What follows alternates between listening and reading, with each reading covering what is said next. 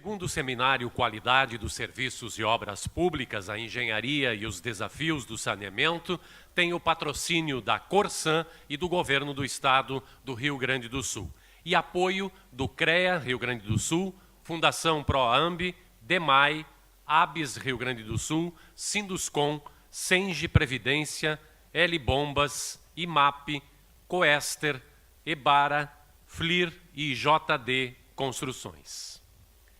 Integram a comissão organizadora deste seminário os seguintes profissionais: Arnaldo Luiz Dutra, Catiele Marques, César Henrique Ferreira, Deise Maria Andrade Batista, Eduardo Magalhães Balvê, Evandro Ricardo da Costa Colares, José Luiz Bortoli Azambuja, Luiz Alberto Schreiner, Maristela Taralo Guerres, Moema Felski Loic, Nancy Benini Junho, Paulo Machado, Rafael Newton Zanetti e Silvio Mesari.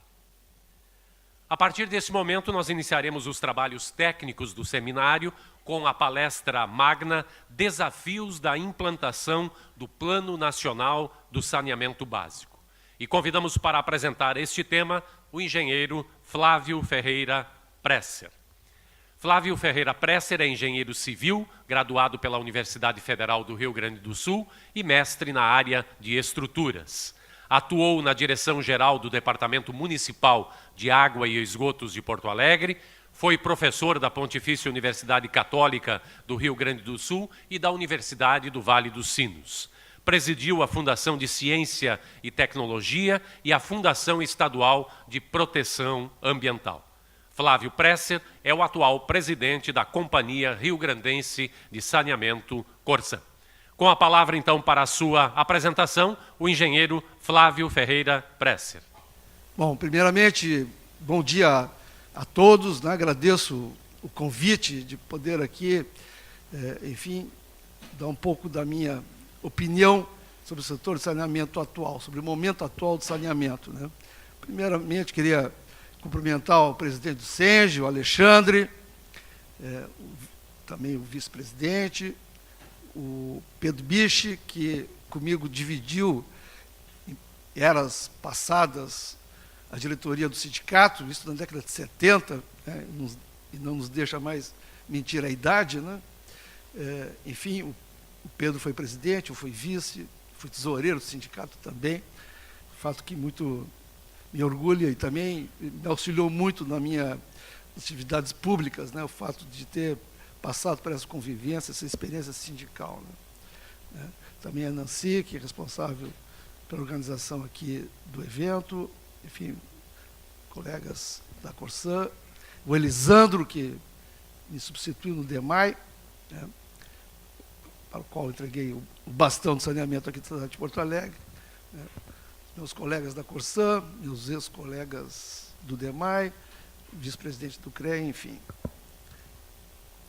Quero dizer que, quando me foi colocado esse tema, desafios da implantação do PlanSab, o Plano Nacional de Saneamento, eu meio que me perguntei, mas por que razão, né? Porque confesso que é das coisas que menos me preocupa é o PlanSab, pelo menos menos me preocupava, e as pessoas pouco se referenciam nos debates, nas discussões do setor de saneamento, né? Mas confesso, né, que esse tema, esse título, né, por um lado desafiador, mas me mostrou extremamente importante a gente recuperar um pouco a discussão do PlanSab. Por quê? Porque ele é uma orientação nacional, ele foi um plano muito bem construído, né? Quer dizer que houve uma boa participação na elaboração desses planos, houve encontros regionais, nos quais, um deles aqui em Porto Alegre, houve contribuições, enfim, ele tem um arcabouço político-institucional bastante interessante, né? Obviamente que um plano desses não pode ser percebido como sendo um grande consenso, né? Mas ele é muito orientador para a área de saneamento. E eu tive que rever esse PlanSab, entendeu? Né? Desafiado que fui por esse tema, né? E quero dizer que me surpreendi por muitas coisas, né? E eu tentei associar o que está no PlanSAB com as coisas que hoje estão ocorrendo no saneamento, não só aqui no Rio Grande do Sul, como no Brasil. Quero dizer que o momento é um momento muito difícil para o setor de saneamento, não por questões meramente de financiamento, mas por questões estruturais. Nós estamos num momento de indefinição, né, e essa discussão ela deve agora emergir, né, para que se encontrem alternativas e soluções, né, que nos angustiam todos, né, tendo à frente o enorme desafio do saneamento do Brasil. Né. Se por um lado a água, né, hoje já cerca de 97% das pessoas são atendidas com abastecimento domiciliar, quer dizer que em saneamento nós ainda, uma parte do esgotamento sanitário, nós ainda temos um enorme déficit, né, e para isso, obviamente, nós devemos nos alertar, né, e construir consensos para que se possa vencer esse grande desafio. Mas, vou prosseguir aqui. Primeira coisa, falar de um plano, de uma avaliação de um plano, né, que é muito recente, obviamente que se constitui uma grande dificuldade. Né. Eu quero dizer que o decreto, né, de implantação deste plano, do PlanSAB, foi em 2013, então aí nós estamos praticamente com 2 anos de vigência, isso é muito pouco para um plano já mostrar resultados. Né. Depois houve uma portaria ministerial também no ano de 2013 que construiu esse GTI, que é um grupo técnico interinstitucional responsável pelo acompanhamento e avaliação desse plano. Né. E ele é um grupo que é interministerial, né, e ele tem se reunido. Ele foi criado em 2014, né, e eu quero dizer que a primeira avaliação feita do PlanSAB foi uns dias atrás, a 13 de 12 de 2015. Né. Eu tive oportunidade de olhar esta avaliação, né, ela ainda não está publicada, acredito que deva ser amanhã a publicação desta primeira avaliação, mas, enfim, em contato com o Ministério, né, eles me possibilitaram ter acesso a ela para poder, inclusive, fazer algumas referências aqui na conversa que eu estou tendo com os senhores. Bom, eu quero dizer que esse plano, quem olha assim, vê que ele tem algumas inovações importantes. Talvez, para nós que militamos nessa área e temos que exercer atividades de prestação de serviço, né, a melhor delas é essa questão da introdução dessa definição, né, que permite que se considere 3 tipos, vamos dizer assim, de prestação de serviço, de níveis de prestação de serviço. Aquele atendimento adequado, precário e o sem atendimento. E no atendimento adequado, né, ele pode ser o esgotamento misto, né, também fosse filtro quando isso é operado, ou seja, quando se presta um serviço, né, de esgotamento de fossas, né, e se leva isso ao tratamento. Então, isso ampliou um pouco o conceito, porque até então se entendia como universalização simplesmente a disponibilidade dos serviços através de redes, tanto de água quanto de coleta e tratamento de esgoto. Então, as redes separadoras absolutas. Né? E, obviamente, a implantação desse sistema é uma implantação muito cara, muito difícil de ser executada, né? E quero também salientar, né, que em muitos locais isto não é uma solução, vamos dizer assim, aplicável, né, a solução que é mais adequada, como o termo aqui se refere. Zonas rurais, por exemplo, você não vai ter redes de coleta de esgoto em zonas rurais. Mas isso não quer dizer, se você não dispõe de um bom sistema de fossa, filtro, sumidouro, que isso não possa ser considerado, né, um sistema de esgotamento sanitário adequado. Né. Bom, outra coisa é que a Lei 11.445, né, que é a Lei das Diretrizes Nacionais de Saneamento, ela diz que, na questão do esgotamento sanitário, né, nós temos que ter metas progressivas e compatíveis com as tarifas, que também isso tem que ser observado. Né. Por que metas progressivas? Exatamente isso. Né, seria impossível hoje, os investimentos seriam muito grandes, inacessíveis, entendeu, aos financiamentos públicos, né, de prover recursos na totalidade, na integralidade, para fazer sistemas separador absoluto. Né. Então, isto adequa, vamos dizer assim, os planos à recomendação ou as próprias diretrizes da Lei 11.445, que é estas soluções progressivas e compatíveis, entendeu, com as tarifas, né? Bom, mas quero dizer que isso falta, por exemplo, ainda, até por ser recente esse plano, nós temos que entender, né, tem 2, 3 anos de vigência, né? O Ministério das Cidades, por exemplo, não aceita esgoto misto para fins de financiamento, apesar do plano indicar isso como uma solução adequada. Então, pouco a pouco, conversamos recentemente isso com os técnicos do Ministério, né? Ficamos até de apresentar a ele uma alternativa, né, para que venha também, né, a financiar esses sistemas, né? Tem cidades aqui no Rio Grande do Sul que elas estão sobre rocha, né? Você queria escavar aí rocha para botar separador absoluto, quando no lado já tem todo um sistema de drenagem, eu quero dizer que é um absurdo, né? Então, enfim, os prefeitos muitas vezes requerem de nós essa solução, o esgotamento misto, né, e não há o reconhecimento disto como sendo uma solução, uma alternativa viável. Outra inovação bastante importante é a questão de que o plano se refere a ações estruturais e ações estruturantes, né? Ou seja, fazer com que também se abram linhas de financiamento para outras ações que não sejam meramente obras, né? Aí estão a questão da gestão, né, a parte operacional, principalmente eliminação de perdas, a parte de capacitação técnica, que é um pouco o Alexandre aqui se referiu, obviamente que a questão da inovação é extremamente importante para um serviço que necessariamente tem que ter eficiência, e eficiência se refere a custo, quer dizer, a prestação de serviços de saneamento tem que ser a baixo custo, porque água é um direito humano hoje considerado pela ONU, portanto, as tarifas têm que ser acessíveis, elas não podem ser um elemento de obstrução de acesso, né? Então, você como faz isso? Você pode fazer introduzindo novas tecnologias, inovando, né, fazendo as coisas acontecerem com um menor custo, né? E, por fim, também no PlanSAB, né, na parte final do plano, né, ele estrutura por programas. Então, isso é interessante porque facilita o acompanhamento e também inclui nesses programas estas outras ações que não são meramente obras, né? Então, essas são algumas inovações do PlanSAB, né, enfim, que eu acho importante trazer. Importante também é a avaliação político-institucional que esse plano elabora, esboça, traça, né? Tem uma parte que é do plano e tem uma parte que já é minha, mas, enfim. O plano, ele define historicamente, em algumas etapas, óbvio que isso nos momentos mais recentes, né? A primeira, entendeu, se chama de gestão sem política, né?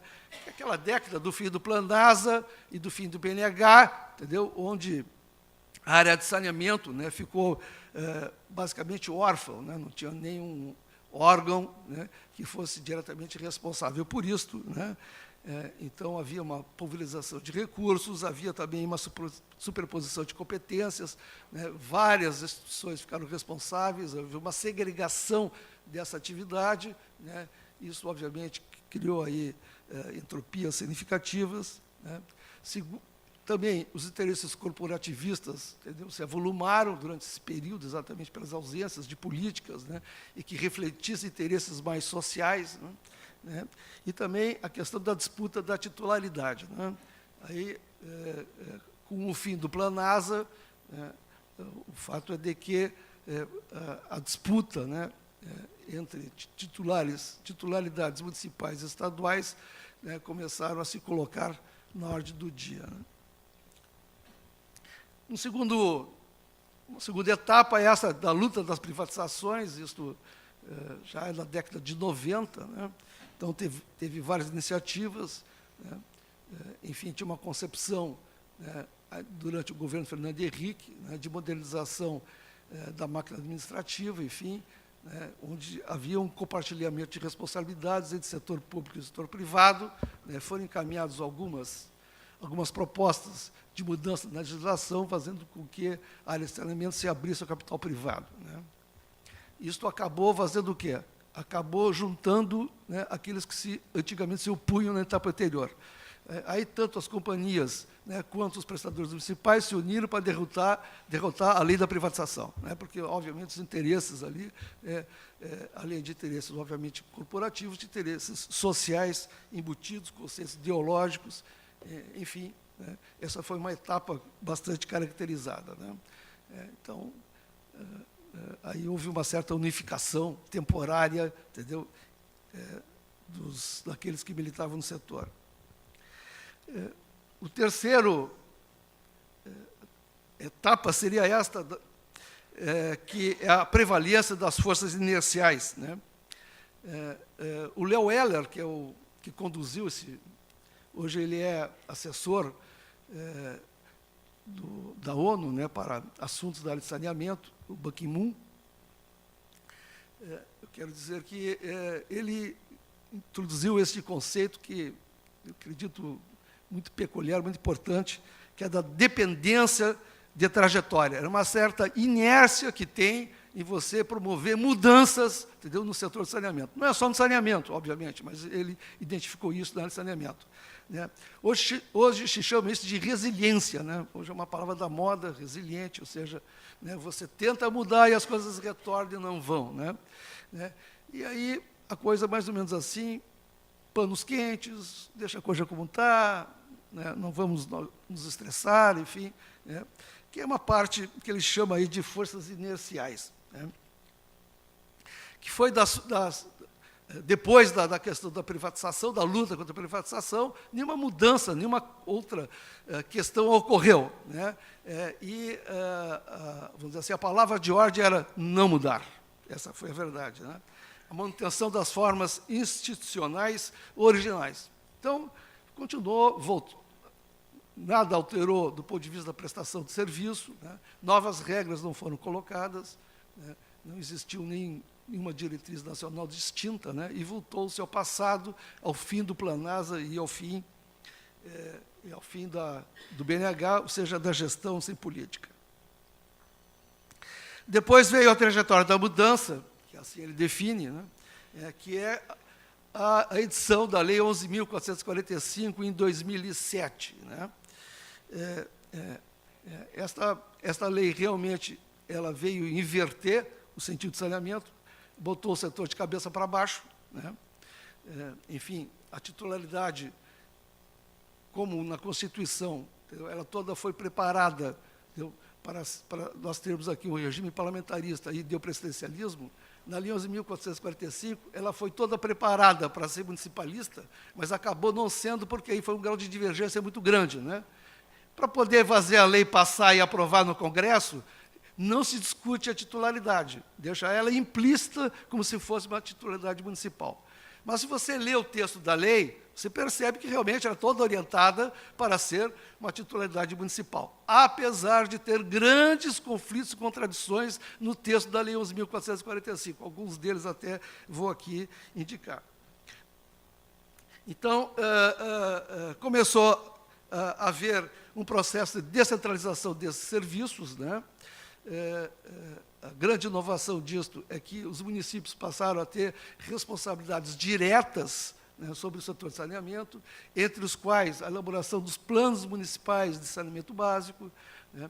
Os municípios também ficaram responsáveis de criar o controle social, instâncias, né, de controle social, ou seja, conselhos, enfim, aí, autonomia dos municípios, mas todos eles têm que ter, né, Lisandro, alguma forma. Porto Alegre agora já tem um conselho constituído para esse setor, né?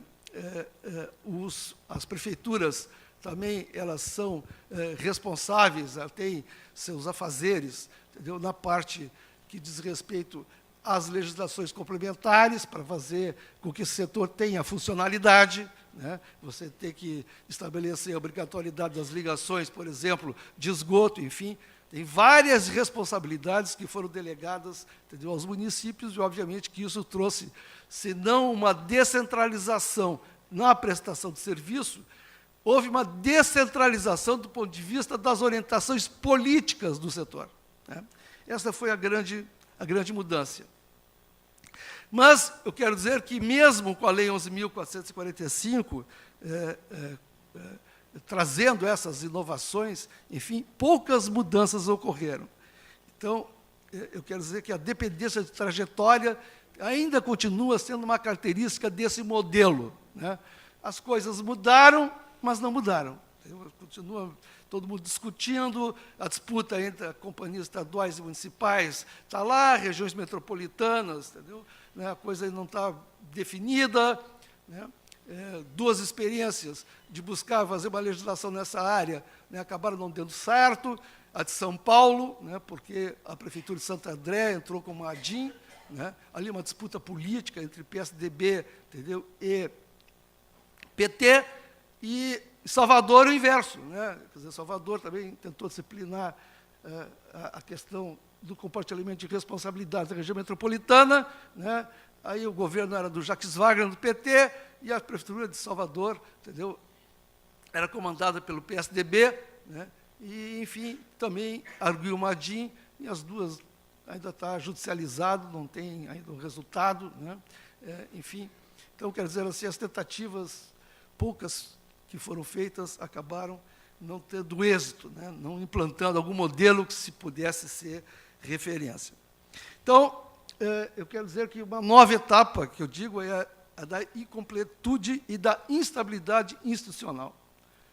Quer dizer que nós estamos vivendo um quadro de grandes dificuldades. Não dificuldades de fazer a obra, de botar o cano, entendeu? Isso tecnicamente está tudo resolvido. Mas, do ponto de vista da institucionalidade, ninguém é capaz de prever o que vai acontecer. E isso é muito ruim para quem tem que ter um horizonte de 20 anos na frente. Porque planejamento de saneamento não é para o mandato, entendeu? Muitos dizem que isso é uma característica de política de Estado, né? Nós temos que pensar, aliás, o Plano SAB, ele vai até 2033, as metas, entendeu? Então, são metas de 20 anos, né? Assim, como lá no DEMAI também tem os planejamentos de 20 anos, quer dizer que a Corsã também tem os seus planejamentos de 20 anos, e a gente não sabe o que vai acontecer no próximo. Entendeu? Então, isso gera uma instabilidade, né? Isso tem disfunções muito significativas e que, obviamente, requer que a gente discuta responsavelmente essas questões, né? Sem levar em consideração, né? Obviamente que tem suas prevalências, suas predominâncias, mas eu quero dizer que isso tem que haver um certo consenso. Só para mostrar um pouco, né, como é que essa prestação de serviço hoje no Brasil, né, está dividido, né? Tem três possibilidades, a própria Lei 11.445 permite isso, né? As prefeituras, né, que presumidamente, não está definido isso, mas presumidamente são as titulares, né, elas têm três formas de fazer com que essa prestação seja realizada em seu território. Ou seja, a prestação direta, elas próprias, nesse caso, 1.510 municípios têm prestação direta, né? Ou através de termos de cooperação, convênio de cooperação, né, e contratos de programa com as companhias estaduais. Aí nós temos quase 4.000 municípios nessa situação, ainda atendidos por companhias estaduais. E as empresas privadas, que é uma terceira alternativa da prestação, as concessões, através do processo licitatório, nós temos uma diminuta participação, 70 municípios, entendeu? São, hoje, nesses municípios, a prestação é privada, né? 70 municípios. Então, ainda pouco representativo no cenário nacional. Então, se vê aí que tem uma representação, né, entre estaduais e municipais, ainda a relação de 1/3, né? Quer dizer, os municípios ainda, na razão de 1/3, prestam serviços em relação ao modelo anterior do Planasa, que era das companhias estaduais. Bom, para mostrar essa etapa da incompletude, né, eu quero dizer que tentei levantar agora com a minha experiência, né, a etapa que nos encontramos, né, que é essa última, né, que eu falei, né, onde nós temos uma inconsistência estrutural muito significativa, e eu vou trazer alguns problemas com que me deparo no dia a dia, mas também não é uma visão só e única exclusivamente de presidente da Corsã, porque até o ano passado eu era diretor-geral do DEMAI, então eu tenho uma experiência municipalista e agora, que é muito maior, do que a minha experiência no comando de uma companhia estadual, e talvez eu tenha o privilégio de perceber esta pretensa dicotomia que existe entre esses dois setores. Mas, primeiro, a primeira das inconsistências, os contratos de programa, entendeu? Na realidade, o que acontece, os contratos de programa, eles estão alicerçados em 3 princípios. Precisa ser satisfeito três condicionantes para poder assinar um contrato de programa. Qual é? Primeiro, a prefeitura tem que ter o plano municipal de saneamento básico. Okay? Bom, esse plano é feito pela prefeitura, ele é municipal, como o nome diz, óbvio. O que acontece na área de saneamento? A área de saneamento, ela, até há pouco tempo, ela foi atendida, como eu falei, na sua plenitude, em relação ao abastecimento de água, mas o déficit do esgotamento sanitário é muito grande. E isso acaba trazendo externalidades muito significativas, que saem do saneamento, como, por exemplo, a questão da manutenção da disponibilidade para fins de abastecimento dos recursos hídricos, ou seja, esgoto não tratado contamina, e isso pode trazer dificuldades de abastecimento, futuras dificuldades de abastecimento. Então, existe toda uma pressão social para que agora essa infraestrutura ela seja completada. Entendeu? Ou seja, ninguém mais quer saber que o seu esgoto vai ser tratado daqui a 15, 20 anos. Todo mundo acha que isso tem que ser feito de uma forma imediata. Obviamente, o Ministério Público, como um agente fiscal da aplicação das leis, ele também pressiona as prefeituras para que essas coisas aconteçam num curto espaço de tempo. E os planos municipais, entendeu, refletem essa angústia, essa necessidade. Então, eu sempre me referencio a um texto do César Benjamin, sobre a questão da economia nacional, o curto prazo chegou.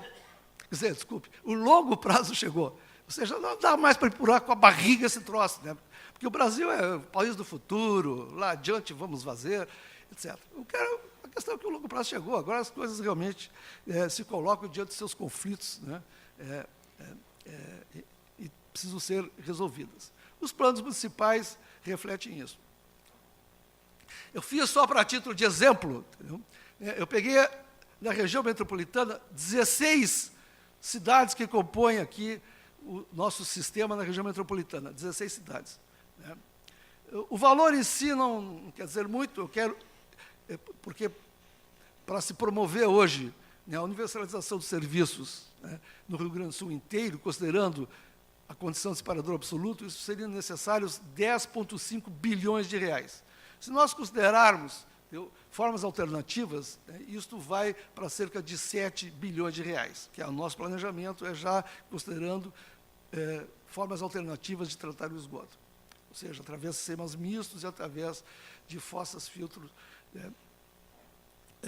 desde que prestados serviços. Na região metropolitana, é mais ou menos 4,5 bilhões de reais que nós temos que ter para poder... Aqui, obviamente, só o separador absoluto é a alternativa, já que os níveis de contaminação dos rios da região metropolitana. Bom, então, 4,5 bilhões de reais. Aí está, esses 4,5, 61% está previsto nos planos municipais ocorreram nos primeiros 5 anos. Quer dizer, os primeiros 5 anos, 61% dos recursos previstos, entendeu, são a curtíssimo prazo.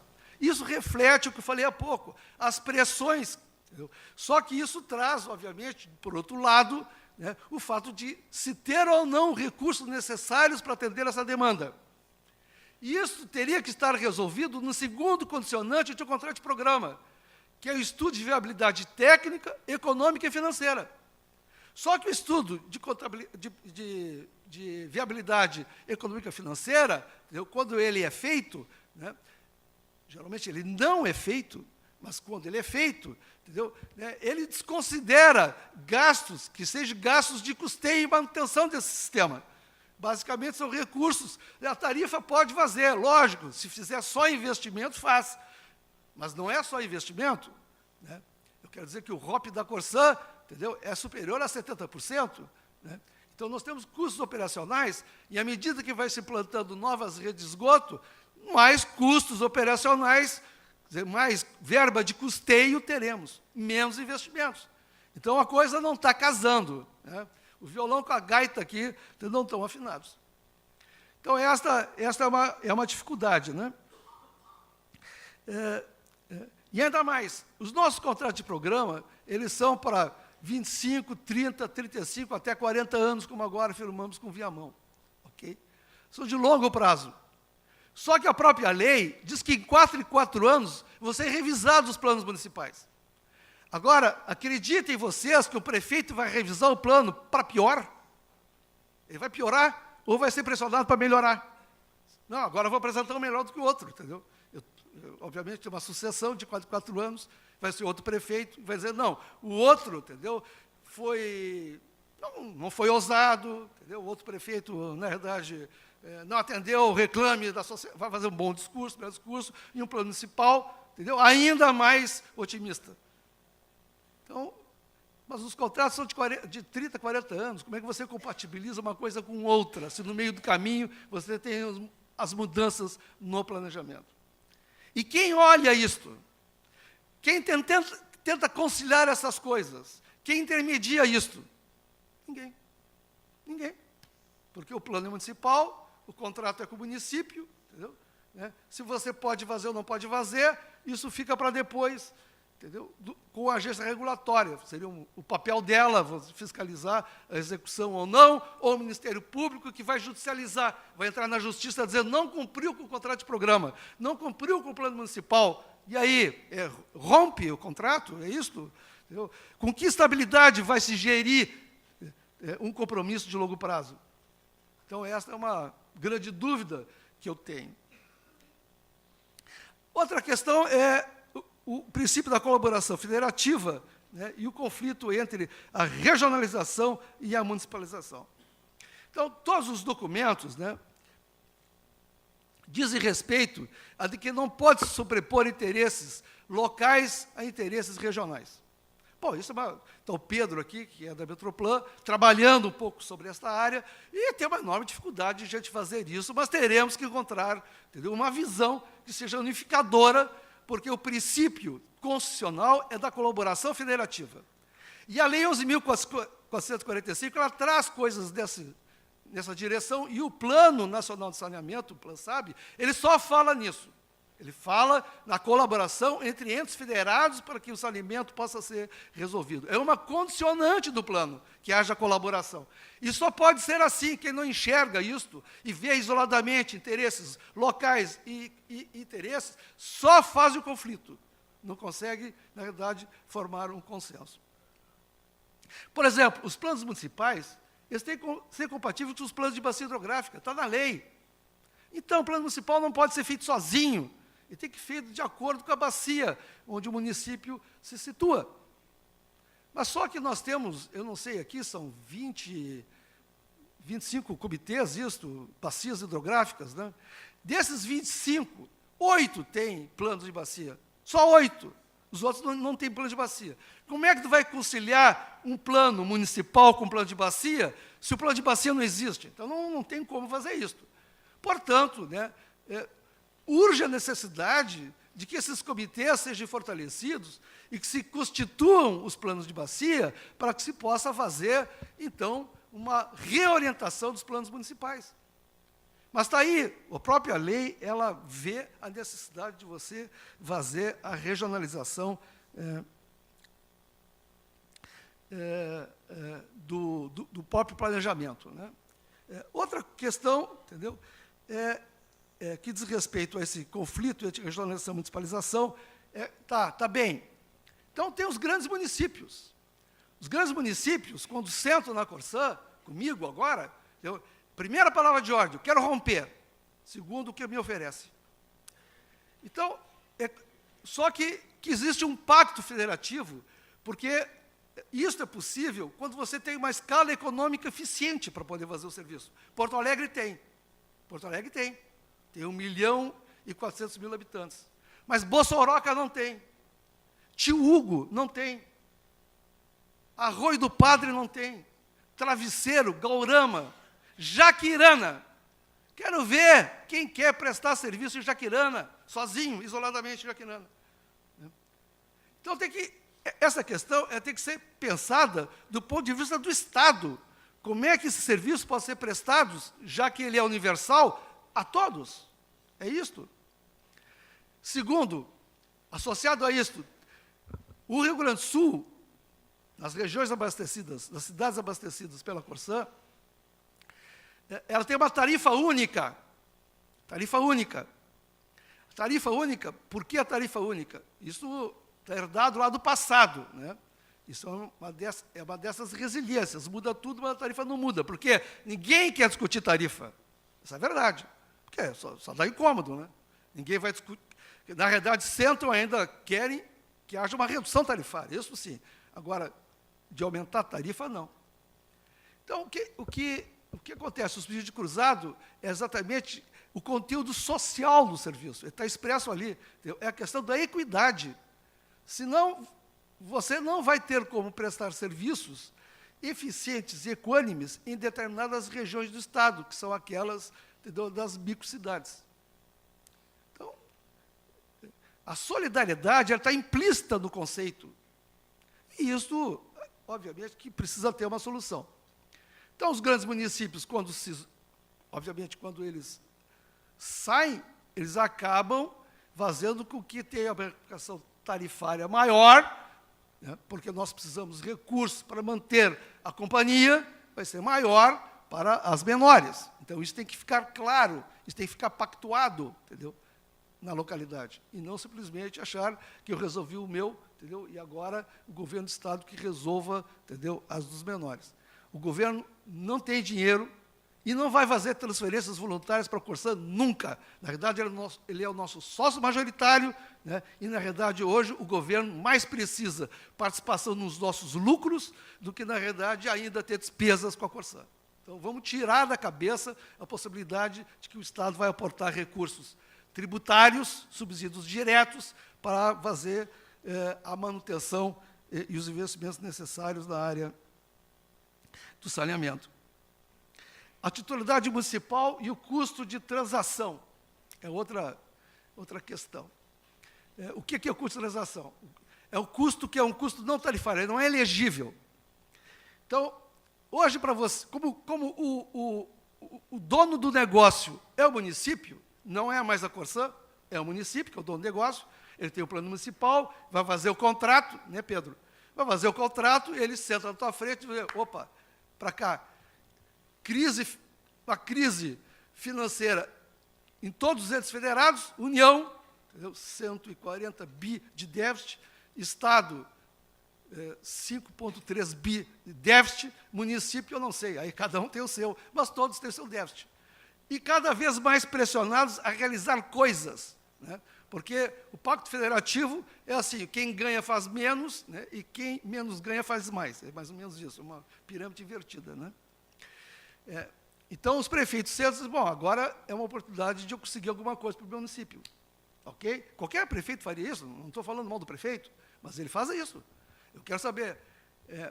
Então, para poder manter alguns contratos da Corsã, né, foi desenhado os fundos de gestão compartilhada. Os fundos de gestão compartilhada, né, eles servem 30% de recursos que são alcançáveis para outros serviços que não o de água e esgotamento sanitário, né, seriam para resíduos sólidos, drenagem, educação ambiental, reposição asfáltica, né, e os outros 70% para a implantação da infraestrutura de esgoto sanitário na cidade. Bom, mas então 30% do recurso, entendeu, que já não pagava as contas, 30% agora está indo para a realização de outras atividades. Mas ainda mais, muitas vezes essa concessão é onerosa, já aconteceu em várias cidades. O prefeito quer uma grana, ele quer dinheiro. Ele quer dizer, olha aqui, eu faço, assino o contrato, mas eu quero alguns milhões. preciso, porque, enfim, minha cidade está com carência, eu tenho que reasfaltar, a companhia fez buraco, vocês, na realidade, abriram valas, ficou lá a marca, tem a cicatriz, preciso reasfaltar, eu tenho isso, tenho aquilo, né, e tem o custo. Tudo isto é não elegível para tarifa. Tudo isso a agência não considera como custo tarifário, porque o custo é custo eficiente. Se você está gastando em coisas que não são de saneamento, não pode, entendeu, ter como contrapartida o pagamento para o serviço que não foi realizado. Então, essa é a lógica da tarifa, da regulação. Estou falando nós, a Corsã, né, hoje, ela não mais define tarifa. Quem define tarifa é uma autarquia que ela tem suas normas, né, regulatórias, enfim, né, nós dependemos dela. Então, hoje existe esse custo de realização. Isso nós vamos ter que, de uma forma ou outra, resolver. Ou se impõe limites, ou se agrega isso à tarifa. Um dos dois.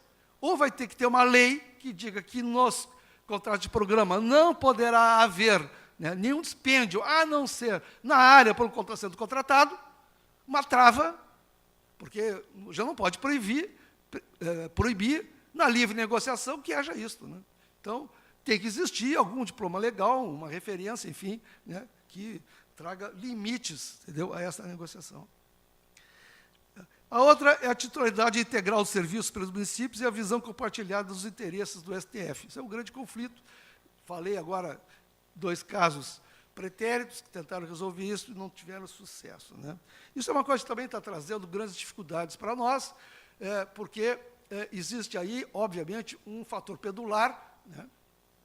As regiões metropolitanas, elas são aquelas, obviamente, que estão mais concentradas, né? Elas são as melhores escalas econômicas da prestação de serviço, né? E os prefeitos dizem, bom, eu não quero mais dividir com o resto, entendeu? As dificuldades lá de Guarupuvu, entendeu? Fique lá, entendeu? Eu quero, na verdade, que os serviços se apressem, e meus planos municipais são assim, entendeu?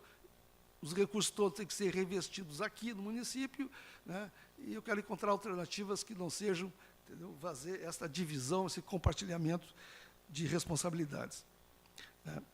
Bom, isso agora agregado com o Estatuto o acordo do STF foi anterior, agora tem o Estatuto da Metrópole, né, que também traz condicionantes, mostrando...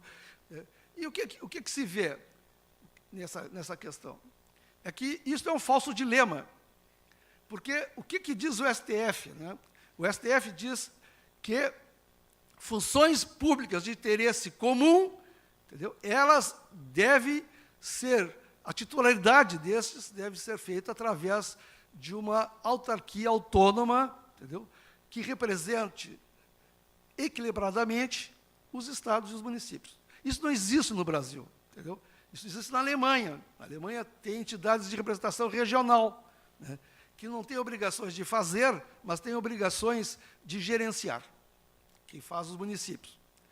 A nossa estrutura federada não tem isso. Então, isso criou uma... Como é que é essa autarquia? Entendeu? Como é que compõe? É paritário? Entendeu? Aí está uma grande discussão, porque não existe isso.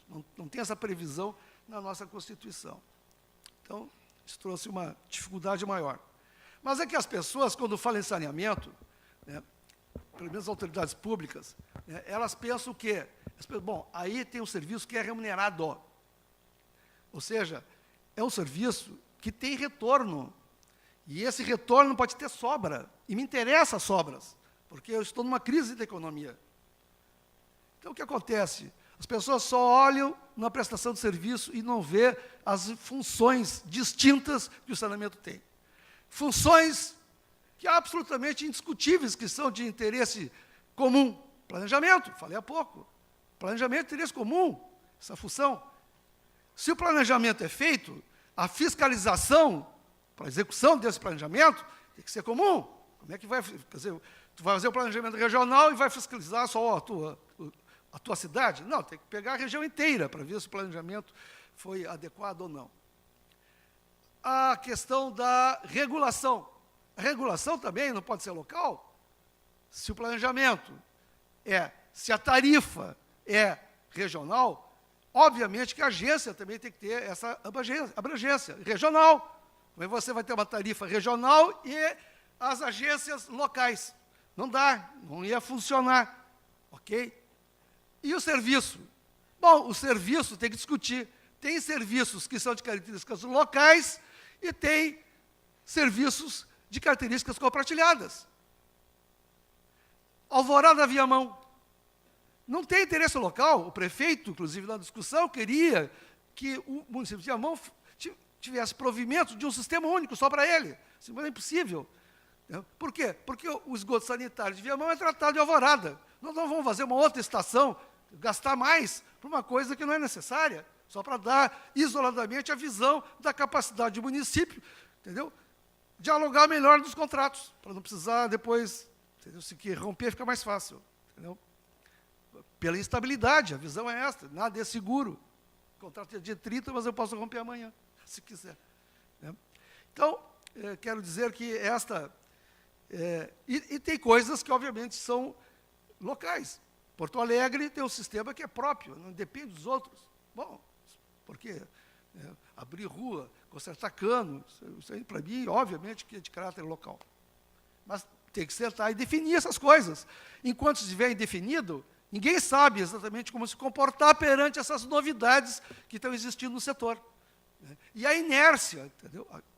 Aquilo que se chama de resiliência, ela atrasa isso, porque as pessoas não querem discutir, eu não quero abrir mão do que é meu, entendeu? Seja o municipal, seja do regional. Então, as coisas ficam sem solução. Bom, isso eu já falei ali sobre a predominância de interesses, né? Enfim, não vou me repetir muito, porque, de repente, eu não sei como é que está meu tempo, mas, enfim. Falei agora mesmo, né, sobre a questão da resiliência e o legado das políticas prévias, né, que é a chamada dependência de trajetória, que é esse conceito que o Plan SAB traz. Né. Por isso que tem as dificuldades das coisas. Né. Mudanças bruscas aconteceram, entendeu?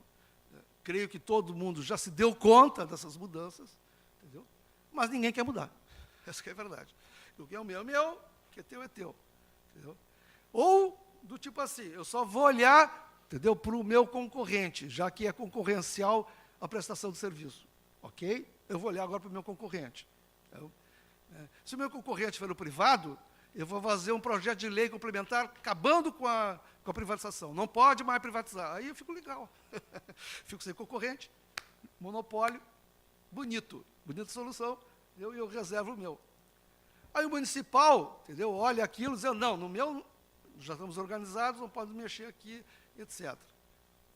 Ou, entendeu, as associações municipais olham e dizem assim, epa, é uma grande oportunidade para a gente abocanhar mais algumas cidades.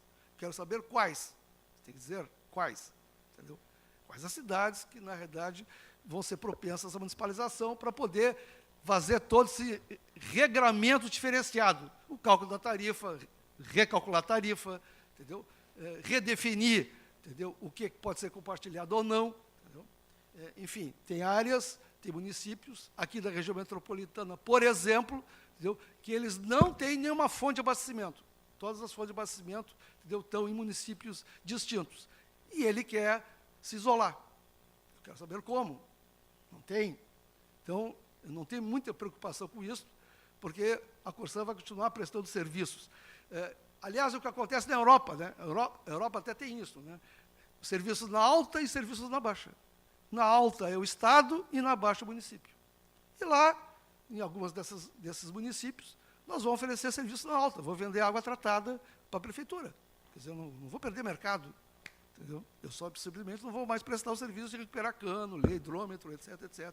Mas é impossível, porque não tem outra fonte de abastecimento do que aquela provida hoje pela companhia. Né? E ele não vai poder, obviamente, operar uma estação que não está na área dele. Né? Então, e as pessoas não se dão conta ainda, porque fazem uma falsa disputa. Obrigações legais dos titulares, entendeu? Que nem sempre são satisfeitas. Né? Então, se olha a prestação de serviço e não olha o resto, eu quero dizer que fixar os direitos e os deveres dos usuários, isso é uma função do município. E eu não vi, por enquanto, muitos movimentos nessa direção, né? A gente está discutindo, por exemplo, entendeu, com a Agergues, o pagamento pela disponibilidade do esgoto. Por quê? Porque os municípios não encaminham projetos às câmaras de vereadores, entendeu, cobrando pela ligação de esgoto, ou obrigando a ligação de esgoto, já que a ligação de esgoto não é um ato de vontade individual. O esgoto está sendo feito para que crie sanidade na sua rua, no seu bairro, na sua cidade e no rio que abastece ela. Portanto, o interesse coletivo. A pessoa tem que se ligar, não com uma decisão pessoal, eu quero me ligar. A pessoa tem que se ligar, ela é obrigada a se ligar. Senão, o que adianta você fazer o investimento, botar dinheiro, botar cano enterrado, se depois não acontece nada e não dá funcionalidade ao investimento? É jogar dinheiro fora. Então, esta questão... Agora, você fala isto, entendeu, para o prefeito encontra dificuldades. Por exemplo, mas eu não vou criar mais uma tarifa aqui. Pô. Aí já fala do imposto, que não é o caso, é uma prestação de serviço, mas, enfim. Né? Então, e não tem vontade das pessoas de pagarem pelo esgoto, diferentemente pela água, porque a água tem valor econômico. A água, as pessoas vão no supermercado, encontram na prateleira, na gôndola do supermercado, e sabe quanto custa uma garrafa de água. Aí ele chega na conta dele, ele vê, entendeu, que ganha muito mais litros tendo água pela torneira do que pela garrafinha. Agora, esgoto não tem preço. Tu vai no supermercado e tenta encontrar uma garrafinha de esgoto para colocar à venda. Não tem valor econômico. Se não tem valor econômico, eu só quero que aquela coisa se afaste. Ponto. Saindo do meu pátio, está legal. Eu só não quero conviver com esse troço. Entendeu? Então, não tem nenhuma motivação das pessoas para pagarem pelo serviço, porque as pessoas não compreendem a importância. Então, esse é o trabalho que tem que ser feito, né? A importância do serviço. Né? Então, ali, só afastar está legal. Então, mecanismos de controle social. Nem todas as cidades têm esse mecanismo ainda, né? Algumas delas já constituíram conselhos, enfim, órgãos lá para fazer o controle, que é extremamente importante nessa área, pelas questões que já nós estamos discutindo aqui. Existe um conceito implícito de solidariedade no serviço. E isso necessita ter controle fiscal. Isso não pode ser só o olho, entendeu, de quem presta o serviço, que quer ser remunerado, e de quem contrata o serviço, que quer a sua prestação. Não. Existe um conceito embutido, razão pelo qual, um conceito de solidariedade, razão pelo qual tem que haver o controle social, ele é extremamente importante. O que mais?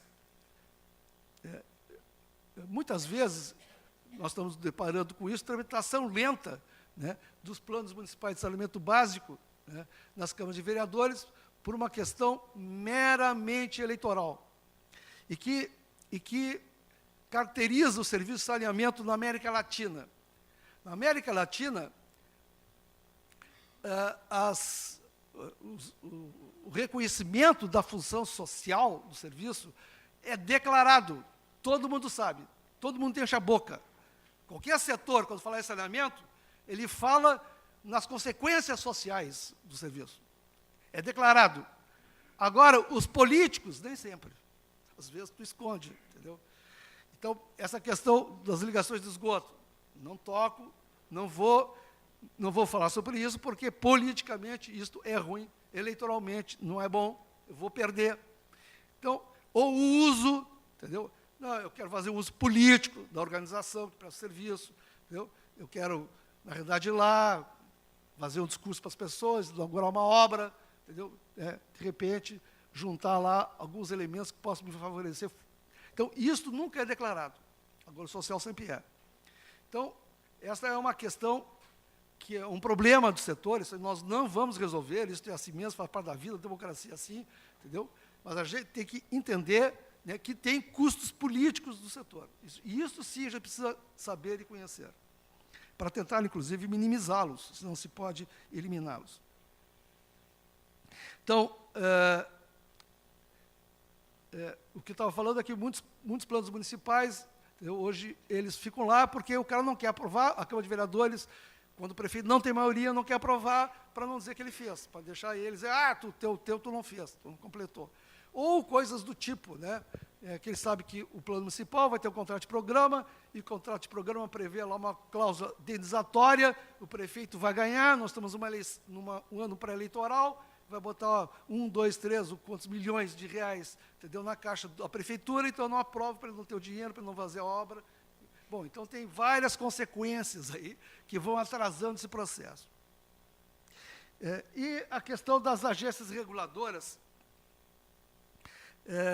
que são organismos independentes, né, e as normas regulatórias em elaboração, que traz uma insegurança contratual muito grande, porque, contrariamente ao setor elétrico, que tem uma tradição regulatória de anos, porque o saneamento ele veio do DENAI, Departamento Nacional de Água e Esgotos. E ali tinha uma inteligência, tinha uma expertise regulatória da energia elétrica. Tanto que a ANEEL concede ou não a manutenção, né, das concessões, enfim, né, conforme for a eficiência do serviço prestado. Aí tem o FEC, o DEC, tem uma série de indicadores, entendeu, que há um compromisso de cada vez melhorá-lo, de dar eficiência a esse serviço.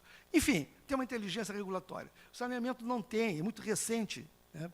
Então, agora que estão se constituindo, as agências que agora estão se voltando para o saneamento, só que essas regras estão sendo feitas com o carro andando, né? Você tem que trocar a roda com o carro andando. E isso traz enormes dificuldades, porque logo ali, né, são colocadas novas regulatórias que você não tinha conhecimento e que impactam custos não previstos na tarifa. Como, por exemplo, a questão de intermitência, né? A própria AGERGS está analisando agora, né, essa intermitência, a falta de água, né? Não é que falta, às vezes por um conserto, você tem que interromper o abastecimento. É a intermitência da água. Se a intermitência ocorrer superior a um determinado período de tempo, multa. E você paga a multa a quem? Ao usuário. São multas enormes. Bom, isso implica, entendeu, em que esse custo, né, já que algumas paradas são obrigatórias, né, falta energia, chuva, tem coisas que são pela natureza, né, mas que isso tem que ser levado em consideração, entendeu, nos contratos, entendeu, enfim, e também no cálculo tarifário. Então, isso, como não se sabe ainda exatamente toda a norma regulatória, todos os procedimentos regulatórios, eu quero dizer que isto... Enfim, eu poderia falar um pouco mais aqui, mas... Só quero dizer o seguinte, tem dois... O PlanSab, quando foi feito, ele foi feito através do cenário 1, né, que projeta o Brasil lá de 2030 como um país saudável e sustentável. Era maravilha, entendeu? Ou seja, inflação controlada, câmbio livre, mais flutuante, mais estável, crescimento do PIB, média 4,5% ao ano, entendeu? Era uma maravilha. Então, todos os financiamentos públicos, os recursos públicos federais, estaduais e municipais estavam dentro de uma lógica, entendeu, de um Brasil atravessando seus melhores momentos. O que aconteceu? 2 anos depois, podemos mudar de cenário. Aliás, que é a recomendação que está sendo feita para aquele grupo de trabalho, entendeu? Ele que diz isso, né? A avaliação, entendeu, do cenário demonstrou que no ano de 2014, né, o ambiente de planejamento deslocou-se do cenário 1 para o cenário 2. E qual é o cenário 2? Está ali, né? Crescimento menor, uma maior pressão inflacionária, redução dos investimentos públicos, tudo bom, tudo de bom, né? Redução do papel do Estado com a participação, redução do papel do Estado, né, em relação aos investimentos, com a participação não só de investimentos aqui, também no que diz respeito à prestação de serviço, entendeu, com maior participação do setor privado. Isso está lá no PlanSab, não sei o que estou dizendo, tá bem? Está lá dito. E reconhecido agora pelo organismo do governo federal responsável, entendeu, pela avaliação, né? Bom, e uma fraca colaboração, entendeu, entre entes federados. Este é o cenário. Aquilo que eu falei aqui, está sendo percebido, entendeu, nacionalmente. Então, a situação é esta, entendeu? É de um desconforto para o setor. Nós vamos ter, obviamente, investimentos reduzidos, nós vamos ter compartilhamento de serviços cada vez maior, diversidade, não é aquela predominância dos companhias estaduais, municipais, entendeu? E o setor privado com pouco, a previsão do cenário de ampliação desses serviços, né, e com fraca colaboração entre entes federados. Isso aqui são metas, eu vou pular, porque isso aqui é a avaliação feita, né? Mas, enfim, abastecimento de água se atingiu a meta, embaixo aqui está o que foi atingido da meta do plano, eu só vou referenciar isso. Esgotamento sanitário, obviamente, que ficou abaixo, só 68%, drenagem atingiu, resíduos sólidos, que é o menor carente, né? Ficou 14%, gestão também, porque tem a parte estruturante, né? Só em parte, né? E no total dos investimentos previstos, só 86% foi alcançado, né? Então, as medidas de ajuste fiscal, né, e déficit primário, né, irão piorar, obviamente, o desempenho, né, nesse alcance de metas para os próximos 4 anos, 4, 5 anos. Porém, setores corporativos, né, obviamente, ainda continuarão a defender a possibilidade, né, de que o Estado possa ter mais gastos, a chamada discussão que está sendo nacionalmente, né, chamados desenvolvimentistas, e que a Miriam Leitão chama de os gastadores, né, que acham que não, que ainda o poder público vai poder investir mais ainda, entendeu? Né, e fazer com que se cumpra as suas obrigações. E, por fim, as conclusões que mostra ali, ó, o êxito do Plano SAB depende da atuação União, Estados e Municípios integrados. Eu quero dizer que estas considerações aqui não são minhas. Eu botei ali o relatório de avaliação anual 2014, aprovado pelo GTI Plan SAB, 30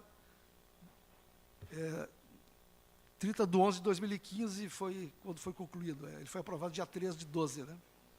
Está dito ali, ó, o êxito do Plan SAB depende da atuação da União, Estados e Municípios integrados no esforço comum de vencer os desafios do saneamento básico do Brasil. Que são eu fui lá no plano, são as estratégias de 21 a 24, que é a parte final do plano das estratégias, exatamente todas elas falam sobre o pacto federativo em relação ao saneamento, e todas dizem que tem que haver cooperação entre os 3 entes federados. Faça necessária, conclusão do GTI, hein? Não é minha, faça necessária, portanto, a criação de uma instância de integração, conforme previsto no plano, que favoreça a concertação em torno das propostas e dê caráter contínuo e permanente aos programas e ações, com definição mais clara das responsabilidades dos entes federados e dos agentes políticos e privados. Esta é a conclusão. Ou seja, lá está se percebendo o que está acontecendo aqui. Okay? A desagregação, entendeu, dos esforços, né, a desarticulação das instâncias está trazendo cada vez mais dificuldades para o setor, além daquelas, obviamente, de ordem financeira. Como é que se pode resolver isso? Primeiro, pensar fora da casinha, entendeu? Que todo mundo pensa na sua. Pensar fora da casinha, primeira coisa, assim.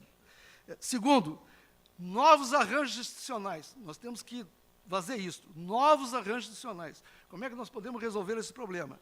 Segundo, novas formas de governança e de controle social, porque existe uma descrença do setor.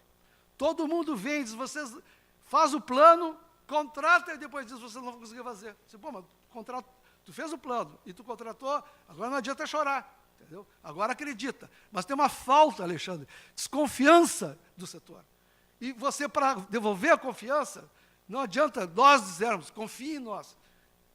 Tem que ter o controle social para dizer, olha, isso foi ou não foi feito, e as razões de fazer ou não fazer. Né? Se tem pertinência com relação ou não. Depois de restabelecer, entendeu, a confiança nos órgãos públicos, que é uma coisa que, nos momentos atuais, está difícil de fazer, né? As pessoas, na verdade, entendem, entendeu, que o setor público, entendeu, não consegue, na realidade, executar as coisas, né, sem que não cometa irregularidades, né? E, por fim, buscar parcerias. Ok? Eu acho que nós temos que estar abertos a parcerias. Porque o que nós estamos defendendo aqui não é o emprego, não é a grana, não é o cano, não é o fornecedor. Isso aqui é uma necessidade social. Então, nós temos que dizer que, antes de tudo, nós temos que pensar de como podemos nós atender às necessidades sociais, que são urgentes nesta área. Ok? Muito obrigado.